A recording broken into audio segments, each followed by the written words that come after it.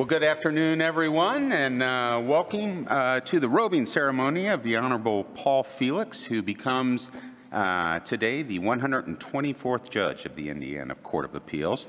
We're all excited to be here. We've got a full house. One of the first things we're going to go through is introductions, and those take a while. And if I can borrow from my friend Pat Riley, she said, we don't need those. Everybody knows each other anyway. But we're going to go ahead and do them anyway. So first I want to introduce members of my court. And starting down here, we have Judge Mark Bailey. We have Judge Paul Mathias. We have Judge Patricia Riley and Judge Nancy Vadic. These, as many of you know, our Court of Appeals has 5 districts, and these are all our presiding judges of our district. By virtue of what I do, I get to be the presiding judge of the 2nd district. So anyway, it's a great time for these guys to sit up front and smile. So it's all good. Anyway, down here we have, starting right here, Judge Melissa May. Next to her is Judge Cale Bradford, Judge Rudolph Pyle, Judge Leanna Weissman, Judge Peter Foley, Judge Dana Kenworthy. We have our senior judges here, and our senior judges are a powerhouse. And we start off with Senior Judge Shepard, and as many of you know, Judge Shepard was Chief Justice of the Supreme Court for many, many years. So, and we all thoroughly enjoy working with him. Next to him is another legend, John Baker, been on the bench for 47 years, longest serving judge in the state of Indiana. And next to him is his sidekick from the southern part of Indiana, Judge Edward Najam, lovingly called Ted. Our 4th senior judge is Judge Margaret Robb, first chief judge of the Indiana Court of Appeals that was a female. Next to her is Judge Friedlander, my favorite retired senior judge, because I got to take his place when he retired. So thank you, Zeke. We also have with us today from the tax court, Martha Wentworth. Where are you, Marty? It's right up there. Oh, there you are, down on the end. For those of you here yesterday, we had Judge Wentworth's retirement ceremony, so we're doing back-to-backs today. We also have Justin McAdams.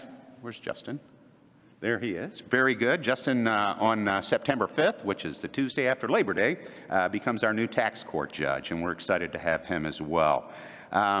We have a lot of special guests as well, and I will go through those names, and I apologize if I mispronounce your name, but thank you all for being here. We'll start with Joe Heerens, who is the Governor's General Counsel, and he is here on behalf of the Honorable Eric Holcomb. Sharon Jackson, who all of us know, and anybody that's gone through the judicial selection process knows what an important link she is as well. Cindy Carrasco, former Deputy General Counsel and Ethics Officer for the Honorable Eric Holcomb. We have Tara Klutz, our Indiana Auditor. Where's Tara? There she is. Todd Rokita. Where's Todd? Ah, there he is. Thank you, sir, for being here. And I got in trouble last time because I forgot this guy, but Diego Morales, our Secretary of State. I get bonus points, Diego. Jerry Bonnet, General Counsel for Secretary of State. We also have Jerry Torr, who is State Rep. Hi, Jerry. How are you?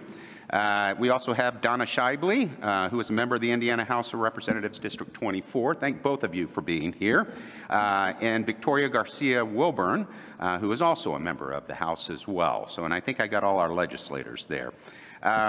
We have a lot of state trial court judges here today. We have John Brown from Hamilton Superior 2. Thank you, John. Richard Campbell, who you will hear from later, Superior Court 4. Mike Casati, Superior Court 1. All of these Hamilton counties. There you are, Mike.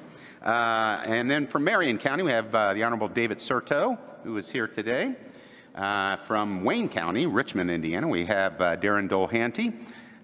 We also have Kurt Eisgruber from Marion County.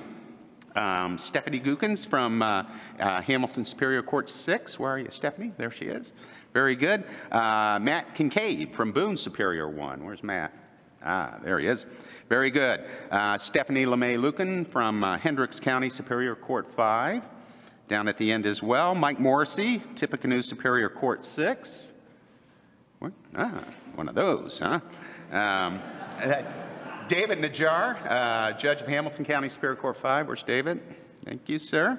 Mark Rothenberg, Marion County Superior Court 2, or I guess you're in Civil Division now. That was my old court. Yeah, are you back? Nice, good. Heather Welch, who's Marion Superior Court, and also we have the Honorable Andrew Block, Hamilton Superior Court. Thank you, sir.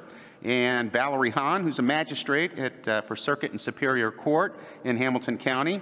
The Honorable Aaron Weaver, also Hamilton County Superior Courts.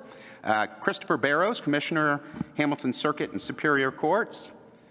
Okay, Tom Clem, Senior Judge. And then we have a couple of several retired judges. All were wonderful judges. We have Mark Lloyd from Johnson County. Thank you, Mark. Steve Nation from Hamilton County. And Marianne Voorhees from, where is Marianne from? I thought you were Grant. Delaware. Delaware. All right, very good. I was close anyway, right? We also have federal officials, and we always thank them for coming. We have Jim Sweeney, Southern District of Indiana. He was here yesterday as well. Thank you, Jim, for being here. Mario Garcia, also District Court, Southern District. Robin Moberly. I don't see Robin. So, and we have Jim Carr. Is Jim here? Okay, very good. We have Christina Ochoa, who is the Maurer School Dean. So thank you very much for being here. Did I get the name right? Mm-hmm. All right, I'm on a roll.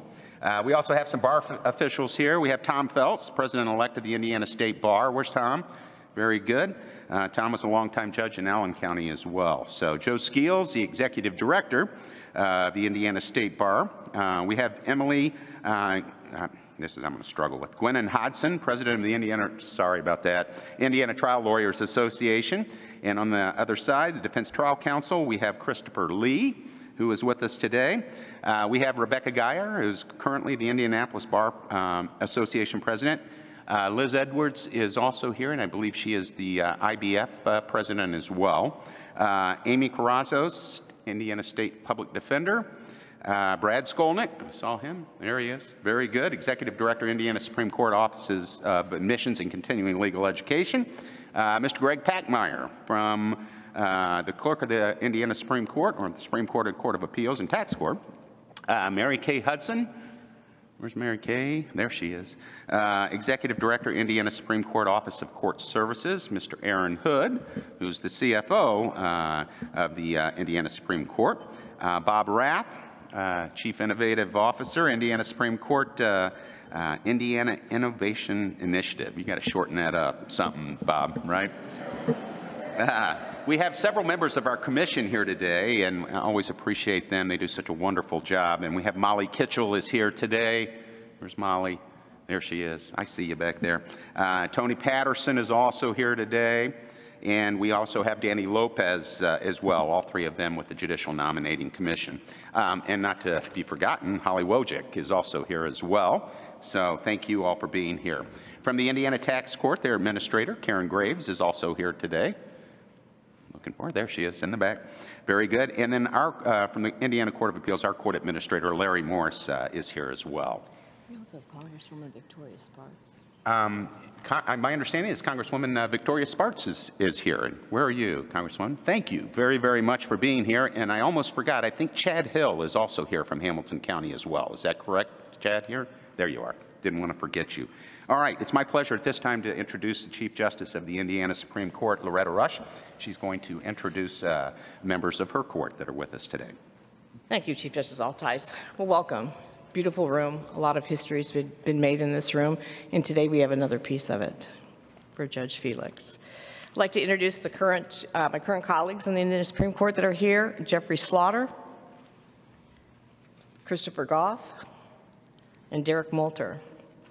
We also have Chief Justice Randall Shepard. We claim you. He announces you first, but you're still ours. You're still always ours. Frank Sullivan, here on behalf of the Supreme Court. Thank you for coming. And then I was asked to make just a few remarks. And, you know, Judge Felix, I've known you for a while. He was, when I became chief, he was one of the first ones to come up, and I said this when the governor announced his, to tap me on the shoulder and say, put me in coach. And he always rose to the occasion. He likes rules, like no one likes rules. Look at his wife's expression. And there's not a lot, yeah, and the kids, you know that, right? Your dad, yeah, thumbs up from them. Innovation. There's nary a pilot that dealt with modernization of the courts that Paul wasn't involved with. So we're really happy that you're going to be on the Indiana Court of Appeals, and I see great things and a lot of history being made by your efforts. And I want to just take a minute and recognize the court that you just got appointed to. Our Indiana Court of Appeals is outstanding. Part of my current responsibility is traveling the nation. And looking at other courts. I had the opportunity to be with the Indiana Court of Appeals leadership this summer when they received a national award. It was the Sandra Day O'Connors Award for Civics. And I will tell you, my colleagues that are Chief Justices kept coming up to me and the Court of Appeals, members that were there saying, I wish my Court of Appeals was like your Court of Appeals. They have traveled the state near and far doing oral arguments. And what does that mean for public and trust and confidence? They have done over 700 oral arguments in nursing homes, high schools, colleges, all sorts of venues. That's tens of thousands, I would guess over 100,000. They're getting ready to do a huge one, thank you, Danny Lopez, over at Gainbridge Fieldhouse.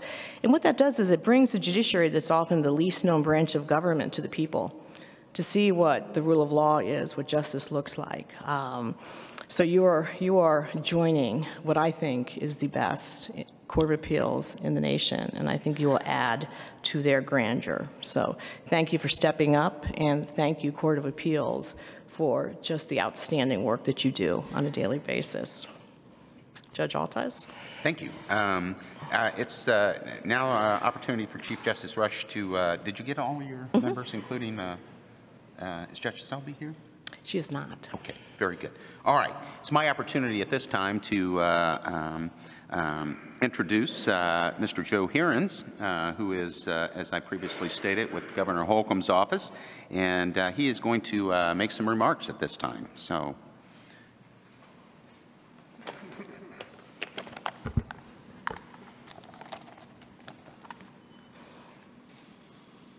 Chief Justice Rush, Chief Judge Altice, justices, judges, and honored guests, good afternoon.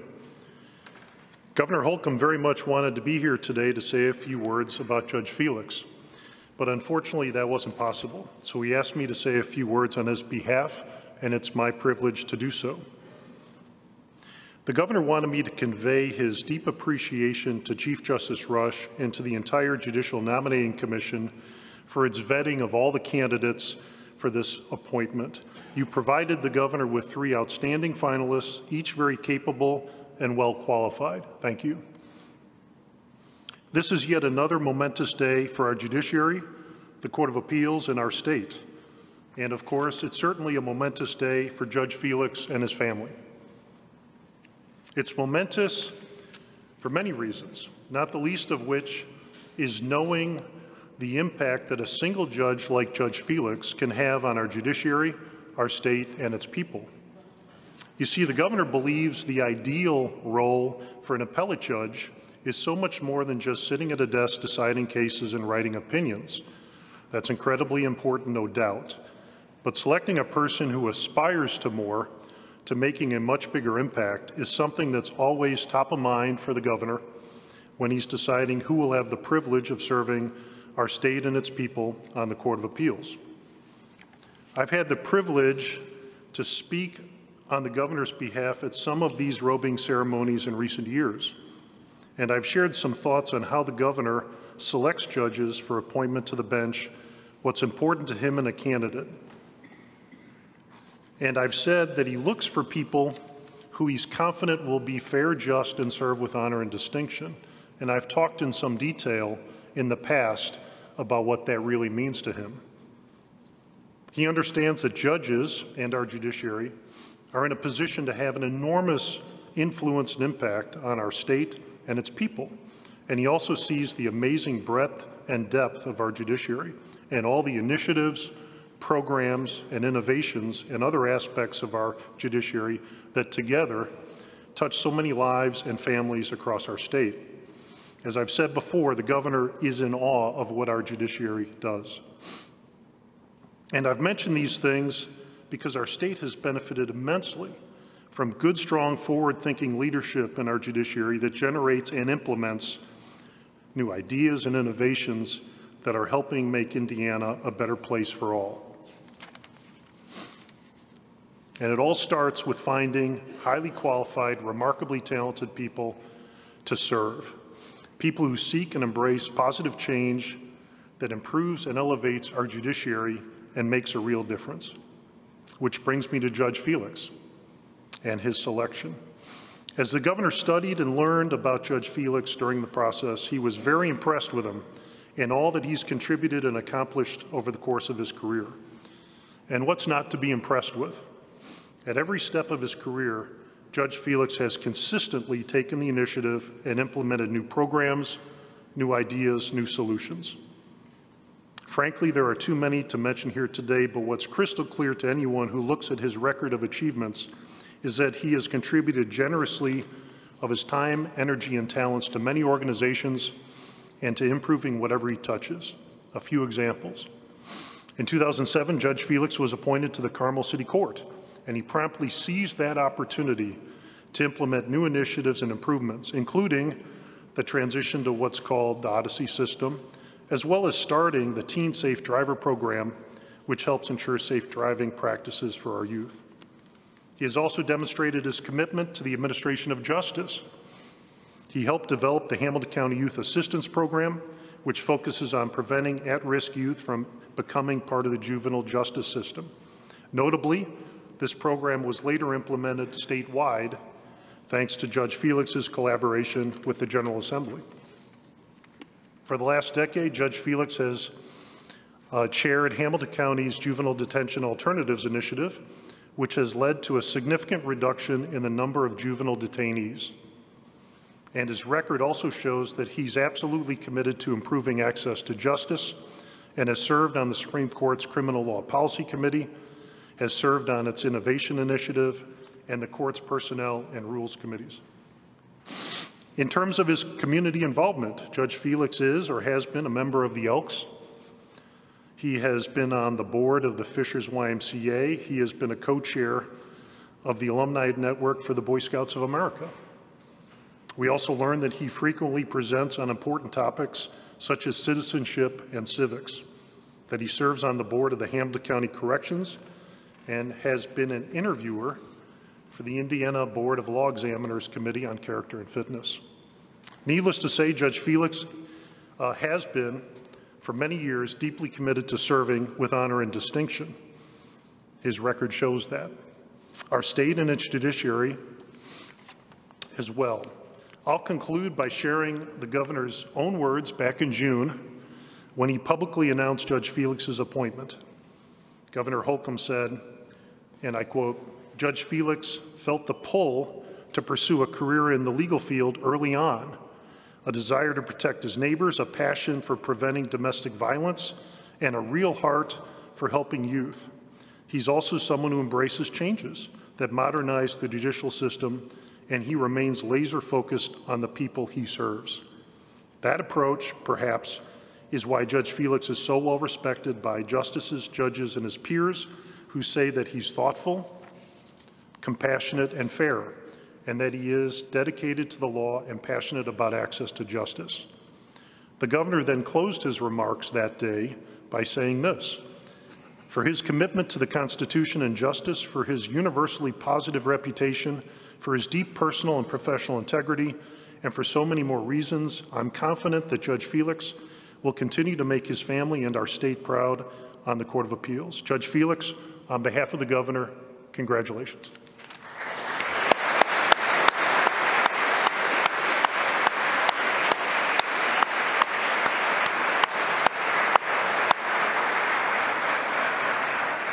Thank you, Joe. And our next speaker is the Honorable Rick Campbell, who's a judge in Hamilton Superior Court 4. Rick?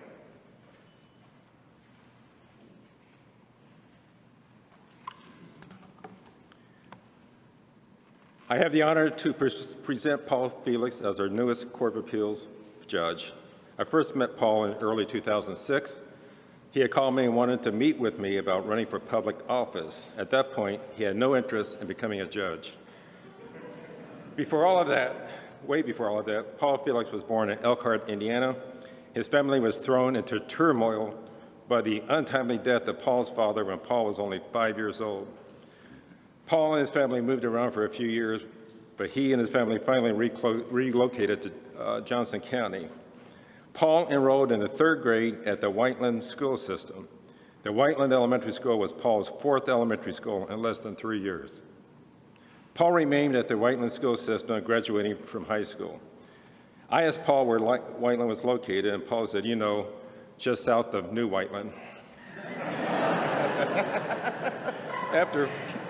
After graduation, Paul attended Indiana University at Bloomington. During college, Paul's summer jobs including selling pots and pans by telephone, going door to door to convince people to have their water tested, and working as a waiter and busboy at the East Hampton Bath and Tennis Club in New York, whatever that is. Because of those jobs, Paul perfected his ability to talk to strangers, and he became more persistent, more thick-skinned, and more persuasive, all of which helped him as a trial lawyer and later as a political candidate. Paul went directly to IU Law School after graduation. During law school, Paul took a position as an intern at the Johnson County Prosecutor's Office, working with Prosecutor Lance Hamner. After law school, Paul was hired as a deputy prosecutor, a position that he held for over 11 years. 2 years after law school, on August 30th, 1997, Paul married Nikki, and they celebrated their 26-year anniversary yesterday. They have 3 children, ages 21, 18, and 11. As a father, Paul did his best to attend all of the activities of their children, often volunteering to assist. In May of 2001, Paul and Nikki decided to move to Hamilton County, but for the next 5 years, Paul had to commute from Hamilton County to Johnson County for his job. During Paul's time in Johnson County, he worked closely with Prosecutor Lance Hamner. After a few years, Lance offered Paul the chance to create the prosecutor's first domestic violence unit. Paul jumped at the chance because it was exactly what he wanted to do to help end domestic violence. Lance really wanted to be here today, but was unable to attend, but Lance did relate one story about him and Paul. Lance and Paul were trying a horrific domestic battery case that would not be completed after 5 days of trial. On Friday, which was the 5th day, the judge suggested that everybody could come back on Saturday to try to finish. But Lance was exhausted and needed a break. Lance said to the judge, "Paul is Jewish, and tomorrow is the Sabbath. Does he have to work on the Sabbath, Your Honor?" The judge replied, "Oh, no, I forgot about that. I'm sorry, Paul. We will finish on Monday." Paul later told Lance, "So you had to play my card."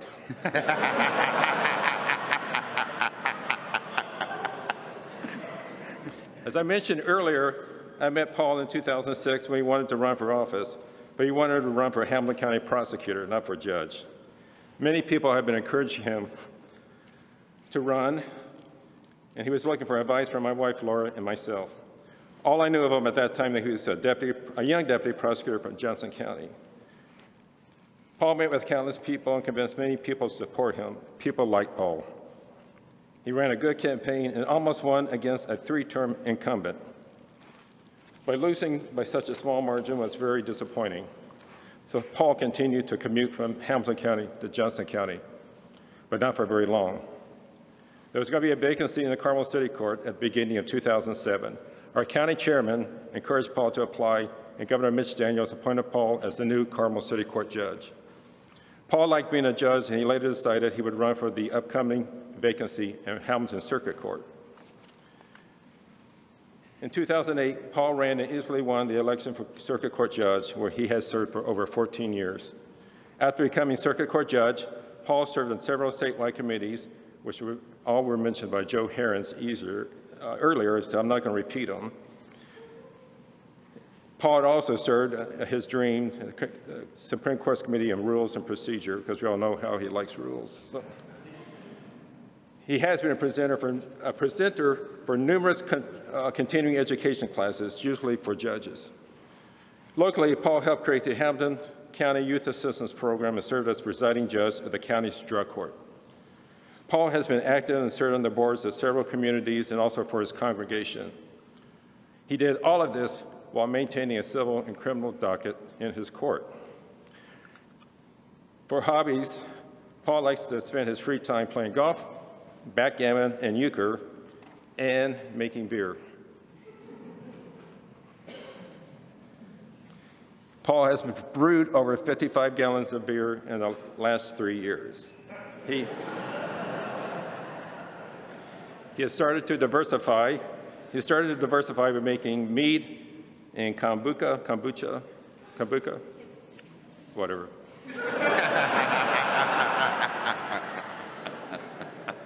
Some of you may not think it's proper to bring up Paul's beer making because it is something he does in the privacy of his home. It might be disrespectful for most people, a Court of Appeals judge at a robing ceremony. But you'll be surprised how I found about the details of Paul's beer operation. You know where, Paul? You know how I found out? Joe does. Paul put the details of his beer operation in his application for the Indiana Court of Appeals. You did. He just didn't list the fact that he made beer.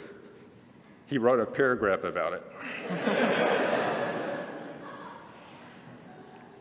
You asked him about it. I assume Paul thought the governor's office was looking for an appellate judge with an expertise in fermentation. I asked Paul what he thought his legacy was to Hamilton County. Paul said, quote, "I think my legacy is building bridges to the community to improve people's lives when there are difficult situations. Also, the Youth Assistance Program. Also, the legacy of being true to the rule of law and expediency and transparency."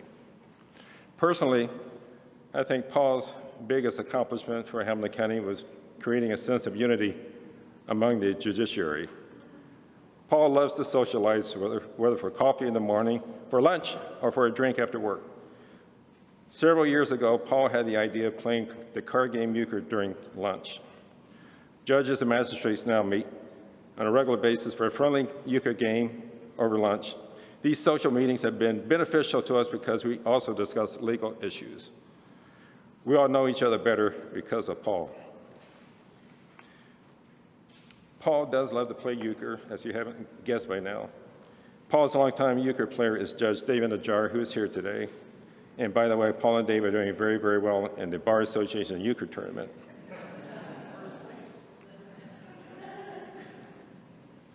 I asked David what he thought Paul's legacy is. David believes that Paul's legacy would be his dubious achievement in a euchre game that occurred a few years ago. In a single game, Paul was euchred 4 times.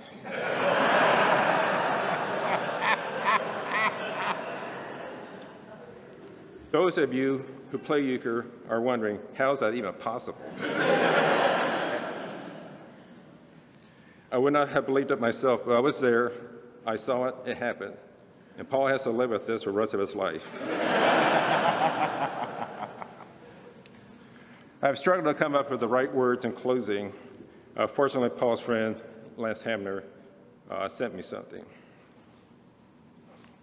I love Paul. I'm so proud of him. I've never seen a young lawyer set so many goals and reach all of them. In addition, he's such a good man, a good husband, a good father, a good human being. He was a big brother before he ever became a dad, and he continued to serve in that capacity for many years. In addition to him doing all of his jobs as deputy prosecutor, city court judge, circuit court judge, and now appellate judge with utter commitment. Our state would be a better place with another good judge sitting on our appellate bench. I know he will do his utmost to live up to and exceed all that is expected of him.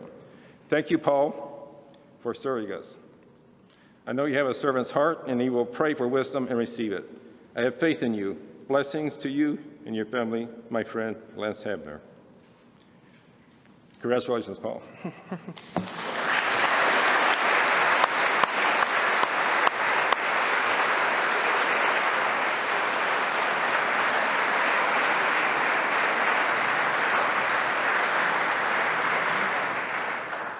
Okay, we're now ready for the excitement. So Judge Felix's wife and children are going to hold the Bible for the administration of the oath. Following the administration of the oath, which I'm going to do, then Judge Bradford and Judge Pyle are going to assist in the robing. So I will meet you guys down there. I've got to pack a lunch and take a hike, but I'll get down there.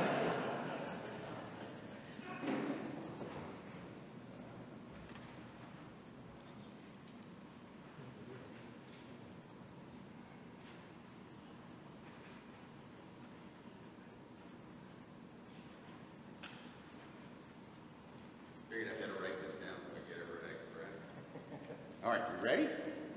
I state your name. I, Paul Arthur Felix, Do solemnly swear do solemnly swear that I will support the Constitution of the United States that I will support the Constitution of the United States and the Constitution of the State of Indiana, and the Constitution of the State of Indiana, and that I will faithfully and impartially and that I will faithfully and impartially discharge the duties of the Court of Appeals of Indiana discharge the duties of the Court of Appeals of Indiana according to the best of my skill according to the best of my skill and ability, ability, so help me God. so help me God. Congratulations.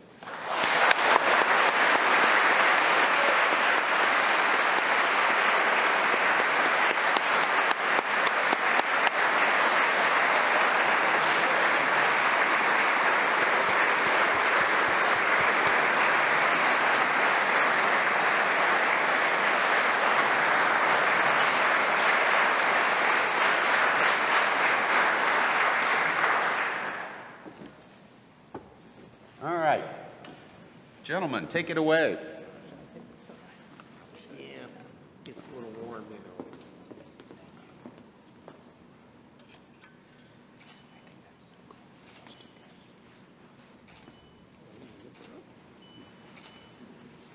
Thank you, gentlemen.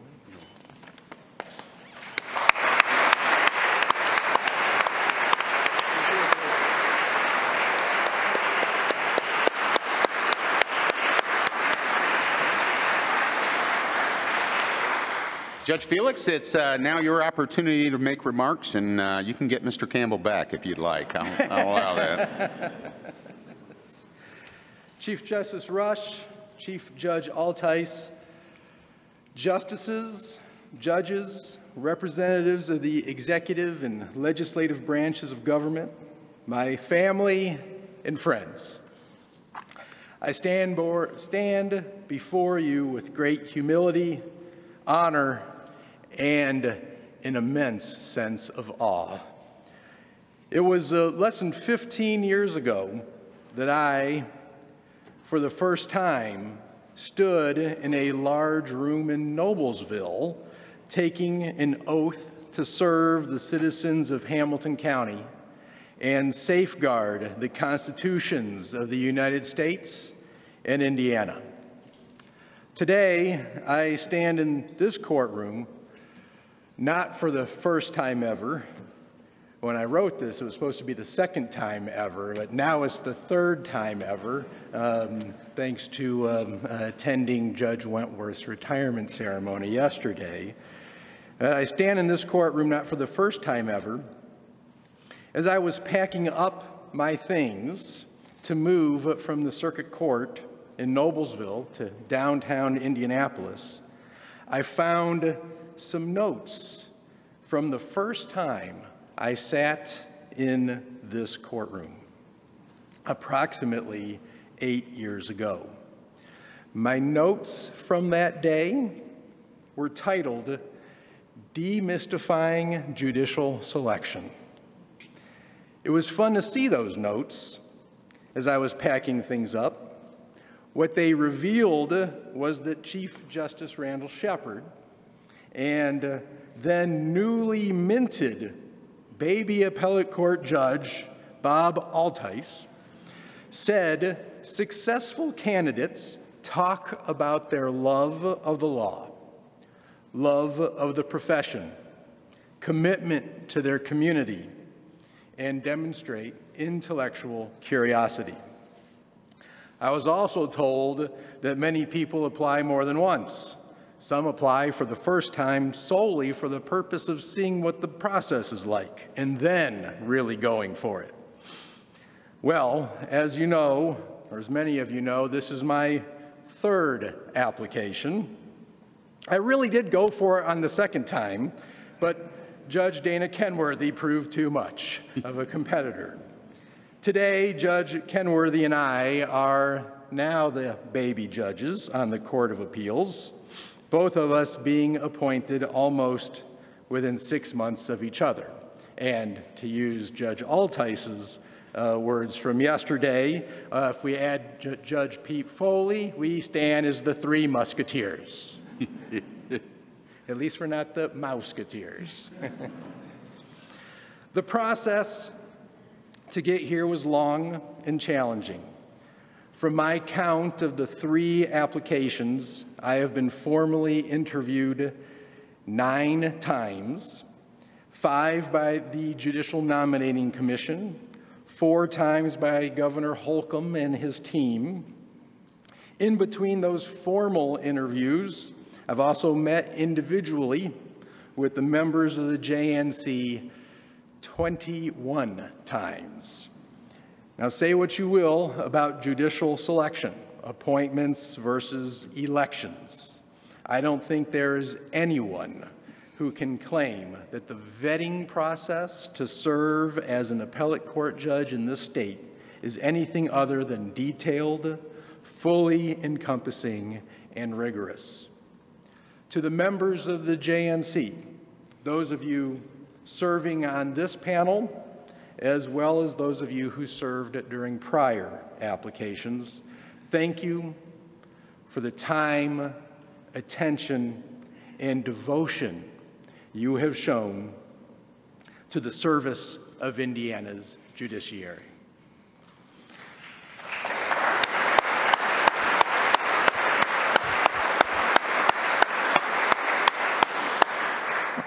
My gratitude to Lee Christie, Steve Williams, Danny Lopez, and especially Holly Wojcik cannot be overemphasized. Each of you helped me improve my ability to relate my story or my why, my commitment to the community, my love of the law, and this profession as the interviews proceeded. Governor Holcomb, Joe Herons, Sharon Jackson, Michael Nassett, and Cindy Carrasco, thank you for the work you do in vetting applicants for this position. I know you each spent hours and hours preparing, interviewing, and combing through letters of reference sent to you. With this being, I think, your 5th appointment to the Court of Appeals, and likely to have more, plus your 100+ appointments to the state's trial courts. Your legacy to this state's judicial branch is sealed as much as your legacy to the executive branch. Thank you.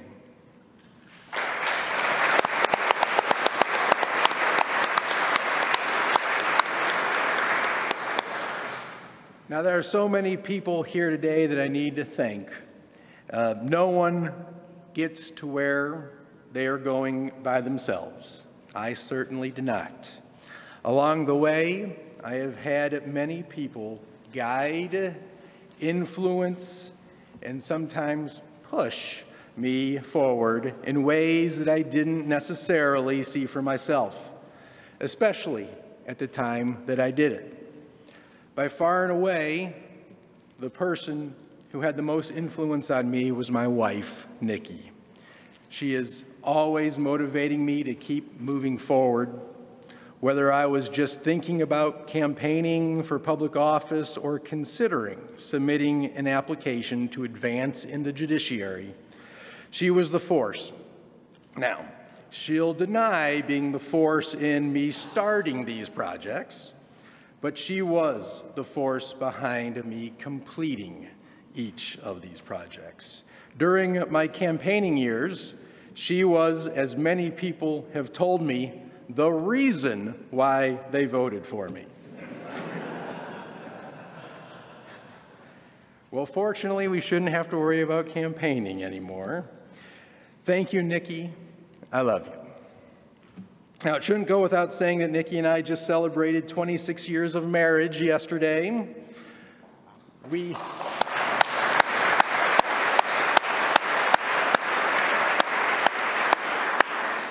met on my birthday 30 years ago. She likes to remind me while I was wearing my purple, green, and white tracksuit and rolling a golf ball around a Frisbee. Yeah, it was a great first impression.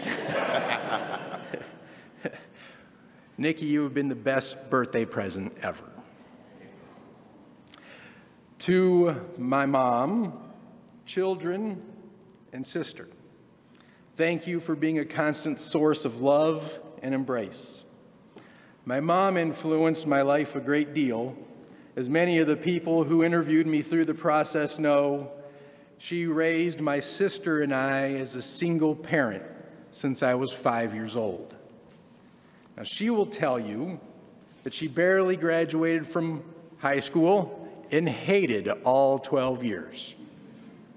However, that didn't stop her from motivating me to do well in school and spend time with me as I tried to memorize math formulas, geography, and my weekly spelling words. Mom, you know you helped me become the person I am today. Thank you.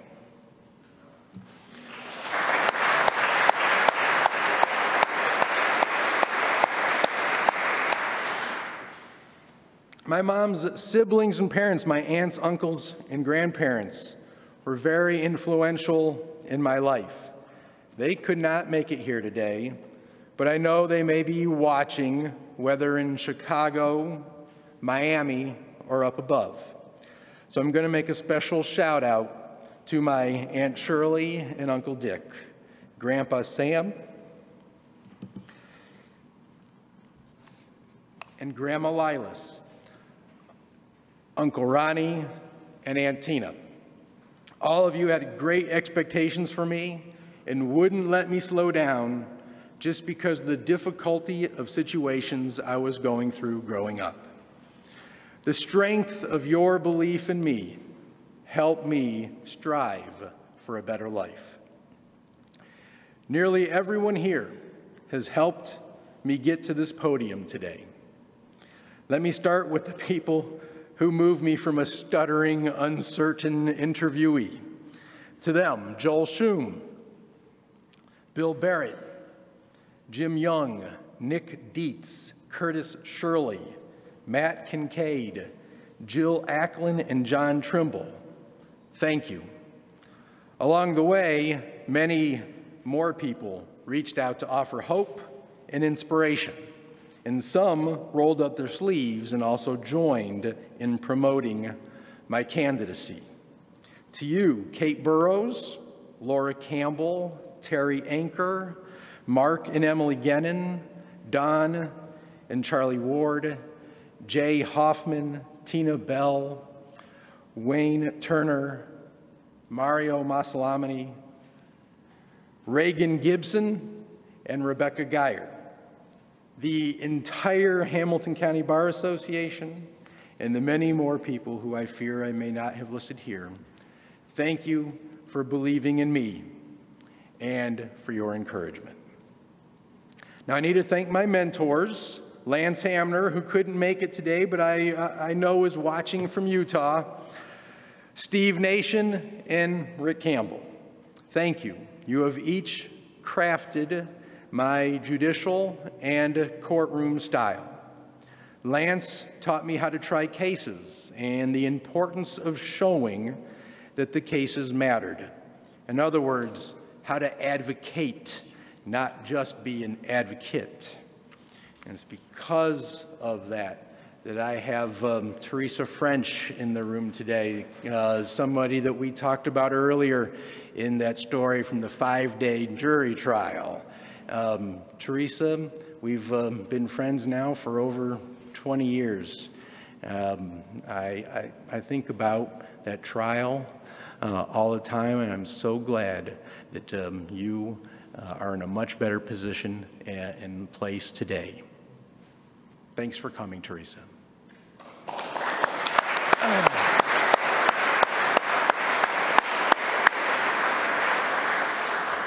Judge Nation and Campbell gave me insight into the daily work of a judge, how to manage a busy docket, how to respond to difficult motions and more difficult people.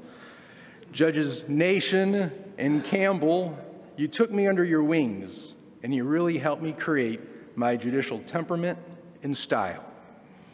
You kept me in check and encouraged my growth. Judge Nation, two things. First, thank you for including me in the development and growth of the Youth Assistance Program.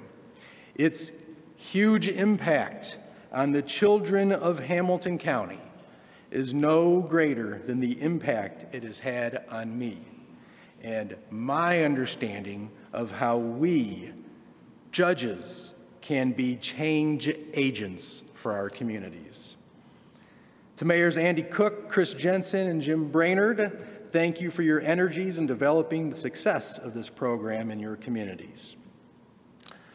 Now, Judge Nation, second, I told you there were two. Second, thank you for your advice on how to deal with having my trial decisions reversed by the Court of Appeals.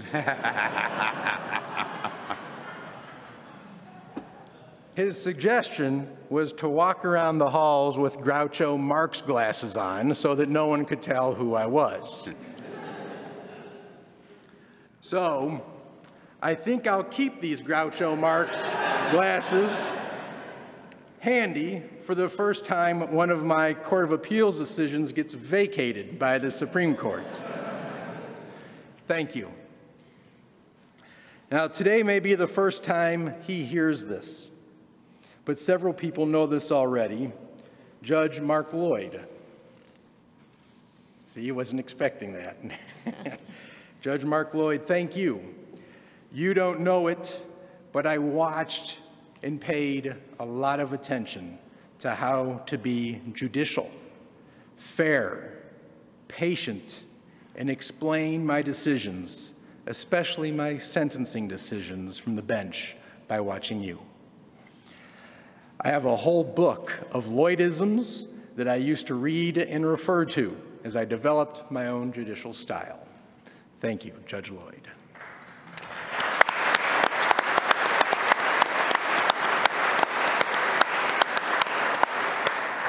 To my fellow trial court judges, it was a privilege to work with all of you.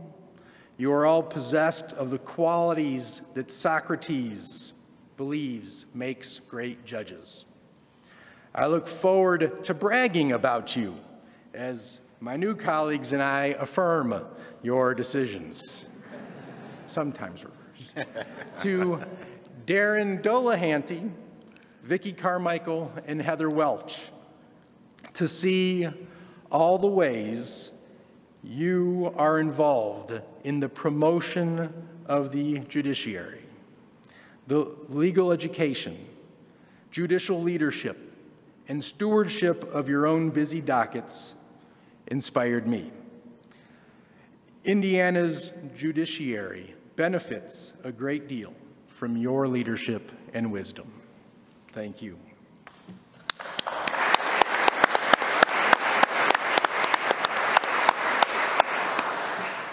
To the drug court team that I unfortunately was only the leading or the primary judge on for 12 months, Judge Gail Bardock, Krista Radican, Casey Biddle, Corinne, Jasmine, Kirsten, Amy, Jim, Jillian, Brent, Jeremy, Felicia, Katie, and Katie. Yes, we had 3 Katies. You have opened my eyes to the difference between criminal behavior and drug addictions, and I am honored to have been a part of this team and a part of changing so many people's lives for the good. You are all saving lives, improving lives, and making our community stronger along the way. To the Juvenile Detention Alternatives team, especially Nancy Weaver, Ashley Barnett, who I believe is here, yes, Amber Bishop, Karen McDaniel, the police, probation officers, prosecutors, defense attorneys, faith leaders, and school administrators who all played vital roles in helping us reform our juvenile justice system in Hamilton County. Thank you. Ashley, thank you for ensuring that I knew judicial leadership was essential to the project. You built me up and helped my confidence along the way. To the whole JEDI group, I think I'm the only person who calls it the JEDI program, the Juvenile Detention Alternatives Initiative Group, never forget how important your responsibilities are. If we can continue to reduce the number of children in our juvenile detention facilities while at the same time, and we are doing this, keeping the juvenile delinquency rate down to near historical minimums, you will help build our community more than anything else we do. Between the JEDI and the Youth Assistance Program, we are building a community of future leaders who are free of burdens, addictions, and remorse. Keep up the great work. Now, with the several projects I've already discussed, now this is what I wrote now a couple days ago, you may be wondering how I could value any other project more, but based upon what a couple people have already said, you know that there is one more project that I value more.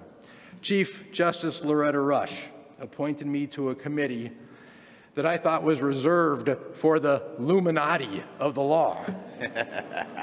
If you're a Simpsons fan, the Stonecutters. She appointed me to the Committee on the Rules of Practice and Procedure. For the 6 years that I was a member of the committee, I felt it was one of the highest honors to participate in the molding, creation, and improvement in the way the law is practiced throughout the entire state.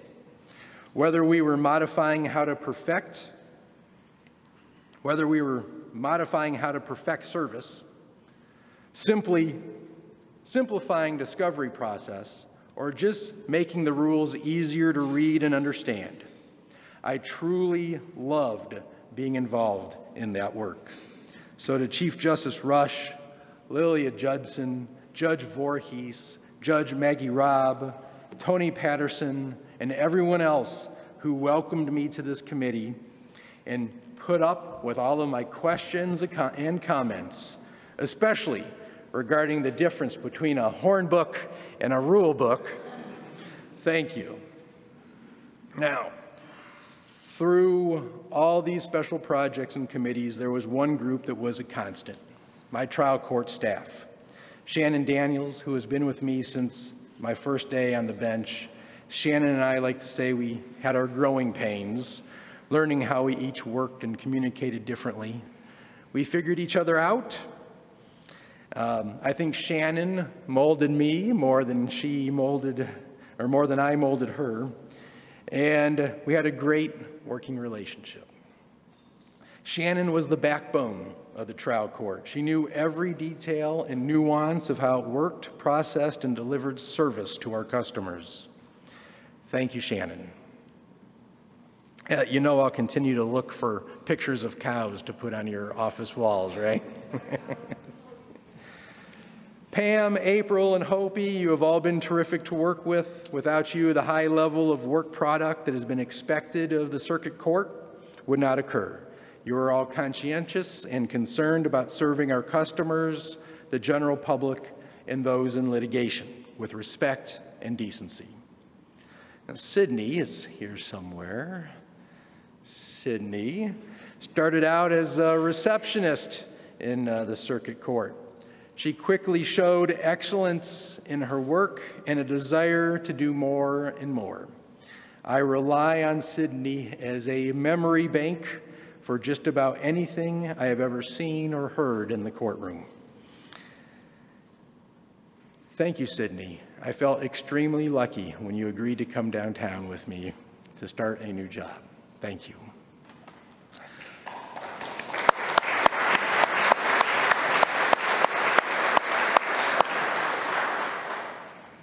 To wrap things up, through the process of showing my gratitude to the people who have been in my life, inspired and taught me, who have worked with me and guided me, and followed me as I tried new things, I hope that I have shown that I am, as Chief Justice Shepard and now Chief Judge Altice said all those years ago, a person who loves the law, the profession, shows intellectual curiosity, and is committed to improving the community. I have a single line of scripture on my desk. It says, Tzedek, Tzedek, Terdof. In English, it means justice, justice shall you pursue. As my rabbi taught me, who is here today somewhere, as my rabbi taught me, this phrase doesn't just mean a legal justice, but also a social justice. Serving the people of the state of Indiana has been not a task, not a chore, but an affinity. To take part in improving the way government works, the way it can and should provide springboards to help people in difficult situations get out of them and make for a civil, just, and fair society has been a tremendously fulfilling opportunity.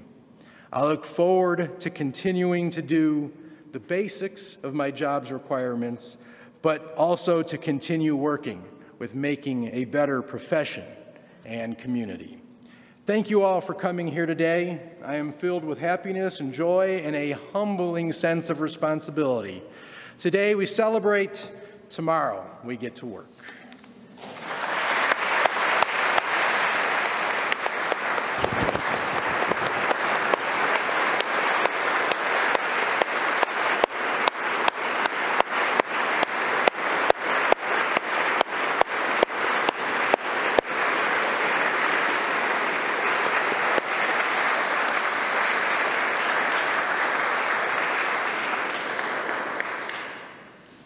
Judge Felix, at this time,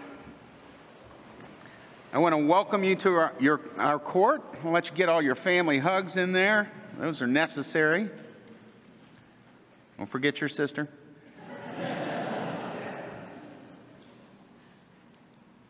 Welcome you to the Indiana Court of Appeals, and it's my opportunity to let you take your seat right there that we've got waiting for you. We're almost finished. You got to listen to me for a couple of seconds. So we are all, as you can tell, very excited that Judge Felix is joining our court. When he said tonight we celebrate, tomorrow we get to work, he actually has been working with us since July the 28th when Judge Maggie Robb gave him the oath. And so we're breaking them in really well right now. That day was obviously a very special day for Paul. I had the opportunity to take his family around and show him Paul's new office and take him around the court. And just the excitement on all of your faces was just priceless. And it brought me back to when I went through this. And so I'm really excited for you as well. We're going to take good care of your dad. We all knew him before he even got this spot, which tells you, as I said at your press conference, you're a doer. You give him something to do, he does it. Sometimes you don't even have to give him something to do. He just does it anyway. And that's the way your colleagues are, and I think you probably know that now. We are all doers. We all work hard. We know that our job doesn't end at 5 o'clock when we walk out the door, that there's other obligations that we need to take care of. And that's why we're really excited to have you here.